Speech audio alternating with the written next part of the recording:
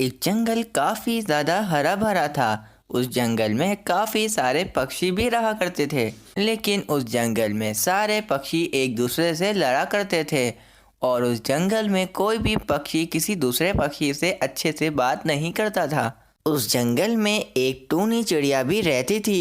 टूनी चिड़िया बहुत ही ज़्यादा समझदार थी।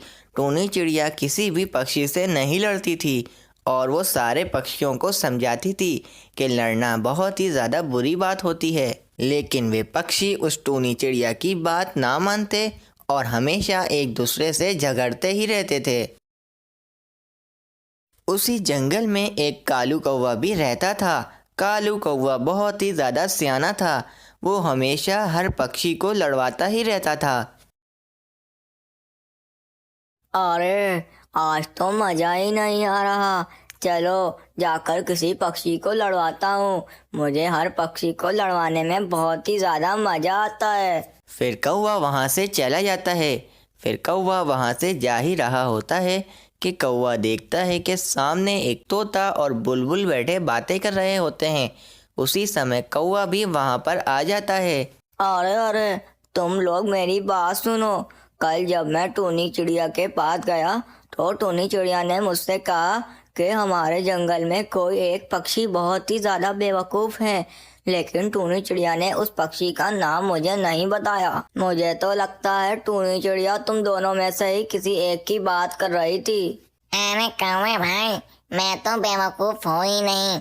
क्या पता वो चिड़िया इस बुलबुल के बारे में बात कर रही हो। ये बुलबुल ही ज्यादा बेवकूफ है। मैं तो बहुत ही ज्यादा समझदार हूँ। ए तोते, मैं बेवकूफ नहीं हूँ, बल्कि तुम हो बेवकूफ। वो टूनी चिड़िया तुम्हें बेवकूफ कह रही होगी, है ना कौवे भैया? अरे वो मुझे नहीं पता, लेकिन मुझे इतना पता है कि तुम दोनों में से कोई एक बहुत ही ज्यादा बेवकूफ है।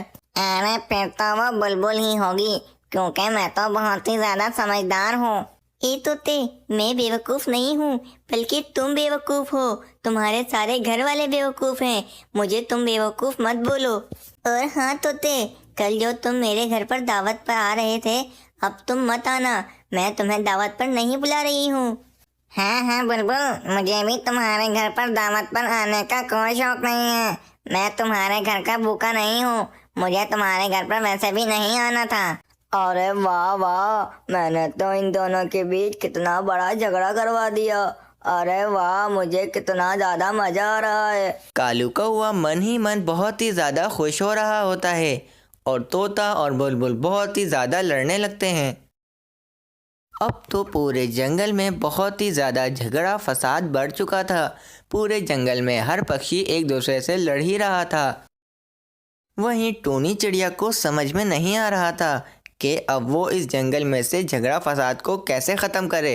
वो बहुत ही ज़्यादा चिंतित भी होती है। अरे ये सारे पक्षी कितना लड़ते हैं, मुझे तो समझ में नहीं आ रहा कि इनको लड़ने में कितना मजा आता है। मुझे कुछ तो करना होगा, वरना ये सारे पक्षी इसी तरह हमेशा लड़ते ही रहेंगे। अरे पर मैं ऐसा क्या करूं जिससे सारे पक्षी अपना लड़ना बंद कर दें और एक दूसरे के साथ बहुत ही प्यार से रहें। फिर वे चिड़िया सारे पक्षियों के पास जाती है और उनसे कहती है कि आज उसके घर पर दावत है, सारे पक्षी उसके घर पर जमा हो जाएं। कुछ देर में कुछ सारे पक्षी उस चिड़िया के घोंसले में आ जाते हैं और चिड़िया से कहते हैं, अरे चिड़िया बहन, क्या हुआ? आज तुमने हमें क्यों बुलाया है अपने घर पर? अरे तोते, तुम अपना मुंह बंद रखो। चिड़िया बहन ने हमें इसलिए बुलाया है कि वो हमें कोई बात बताना चाहती हैं और तुम बीच में अपनी बकवास शुरू कर रहे हो। ए बुलबुल, तुम अपना मुंह बंद रखो। तुम्हें मुझे मुफ्त में सीख देने की कोई जरूरत नहीं है। तुम अपने काम से काम रखो। अरे मैंने तुम लोगों को यहाँ पर झगड़ा करने के लिए नहीं बुलाया है। तुम सारे चुप रहो। मैं तुम लोगों को अपना एक किस्सा बताती हूँ। मैं जब बहुत ही ज्यादा छोटी थी तो मुझे एक दिन बहुत ही ज़्यादा भूख लग रही थी, जिसकी वजह से मैं दाना ढूंढ रही थी। मुझे ज़मीन पर बहुत सारा दाना पड़ा हुआ दिखा। मैं झट से उस दाने के पास आ गई तो इतने में वहाँ पर एक कबूतर भी आ गया और मुझसे कहने लगा, अरे अरे चिड़िया, तुम यहाँ क्यों आ गई हो? ये सारा दाना मेरा है, ये दाना तुम्हारा नहीं है। इस सारे दाने को मैं खाऊंगा। अरे नहीं नहीं, मैं यहाँ पहले आई हूँ, इसलिए ये सारा दाना मेरा है। मुझे वैसे भी बहुत भूख लग रही है। आप कबूतर भैया यहाँ से चले जाओ, ये सारा दाना मैं खाऊंगी। अरे नहीं, मैंने तुमसे बोल दिया ना कि ये सारा दाना मेरा है, इसीलिए ये दाना मैं खाऊंगा। फिर हम दोनों लड़ ही रहे थे कि वहाँ पर एक कौवा आ गया और कौवे ने हमसे कहा, अरे अरे, तुम लोग क्यों लड़ रहे हो? जरा मुझे भी तो बताओ कि आखिर बात क्या है। अरे कौवे भैया, देखे ना, मैं यहाँ पर दाना ढूंढने के लिए आई और मुझे सबसे पहले ये सारा दाना पड़ा हुआ दिखा, तो इतने में यहाँ पर ये कबूतर भैया भी आ गए और वो कह रहे हैं कि ये सारा दाना वो खाएंगे, इसमें से वो मुझे एक भी दाना नहीं देंगे। और चिड़िया बहन, मैं एक काम करता हूँ, मैं तुम दोनों को आधा आधा दाना बांट कर दे देता हूँ। फिर वे कौवा वहाँ पर एक तराजू ले आया था और उस तराजू पे आधा आधा दाना तोल रहा था।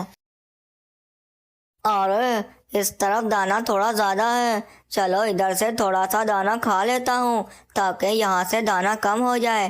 फिर क्या, उस कौवे ने यहाँ से थोड़ा सा दाना खा लिया और वहाँ से दाना ज़्यादा हो गया।